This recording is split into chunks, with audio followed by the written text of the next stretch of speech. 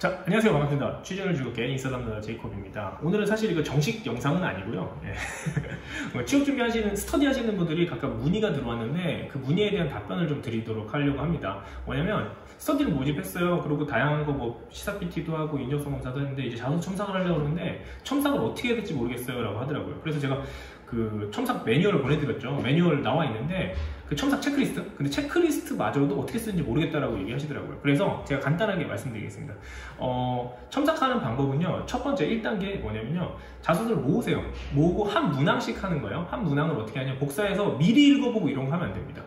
어떤 친구는 뭐 왜 미리 읽었어요? 라고 하니까 뭐 이해가 안 될까봐 서로 뭐 첨삭한 포인트를 찾아주기 위해서 미리 읽었어요 이렇게 하는데 그게 아니에요. 첫 번째 단계에서는요, 일단은 이해가 되게 썼느냐 안 썼느냐가 되게 중요한 거예요. 첫 번째 단계가 뭐 소재를 판단하고 가독성을 판단하고 이거 이전에 읽어서 이해가 안 될 정도면 이건 심각한 문제가 있는 거거든요. 그래서 어떻게 하냐면 이게 스터디룸 같은 데 가면은 이제 모니터 있잖아요. 모니터 한번 볼까요? 모니터가 있어야 돼요.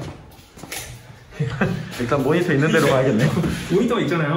모니터에다가 한 사람 자소를 띄워놓으세요. 띄워놓고 한 문항을 30초 내로 읽는 거예요. 읽는 게 아니라 30초 내로 읽는 거예요. 읽어서 그때 내용 파악이 안 됐다. 그러면 딱 어느 부분에서 끊겼는지 캐치를 한다면 이 부분 이해 안 돼요. 라고 얘기를 하는 거예요. 그러면 안 되는 부분을 써온 사람 있죠. 써온 사람이 이런 이야기예요 라고 부연 설명을 해주세요. 그러면 어떻게 되느냐, 그 나머지 분들이 그럼 이거 말이 잘못됐는데 이렇게 쓰는 게 좋겠어요 라고 간단하게 문맥을 일단 고쳐주는 게 첫 번째예요. 간단하게 첫 번째. 그러면 1단계에서 간단하게 문맥을 고쳐줘야 이해를 할 수 있잖아요. 이게 30초 기준이 되는 이유는 뭐냐면 30초 이상 읽으면요, 모든 사람이 모든 문장을 다 이해할 수 있어요. 아무리 어려운 것도 뭐 성경도 진짜 힘든데 계속 읽으면 이해되거든요. 어려운데.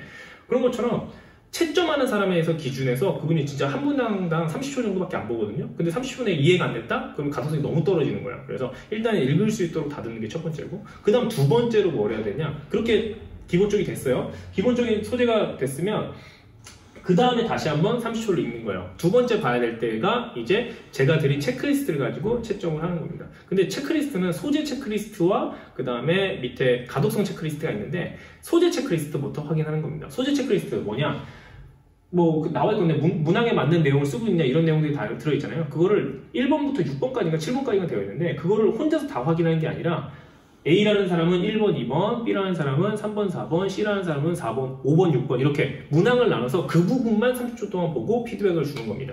아시겠죠?